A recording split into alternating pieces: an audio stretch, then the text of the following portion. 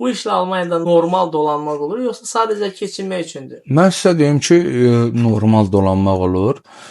Bu işə başladığımda, əgər sıfırdan başlayırsansa, mən açıq danışacağam, yəni reallığı Əlbəttə, danışacağam. buyur. Ən azı 1 saatına 17 euro 50 sent pul alırsan, ən azı. İlkin başlanğıc.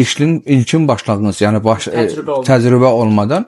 Ondan sonra o qalxır 20, 21, ondan sonra əlavə sənə bonuslar gəlir, həftə sonu və yaxud məsələn bu günlərim görürsən ki, mən 2 smen işləyirəm. Həm səhər işlədim, həm axşam işlədim, pauzaları. Ortada mənim pauzam var.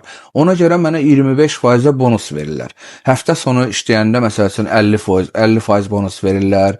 Ondan sonra bayram günləri işləyəndə 2 qat pul alırsan. O bonuslar, yəni onları hesablayanda gəlir 22-23 euronun üzərinə çıxır saatına. Yəni bir ayda da ki, ortaq desək ki, yəni ən az maaş alsan 2500-2800 arası maaş ala bilirsən. Normaldır. Yəni yaşamaq olar bunda Almaniyada.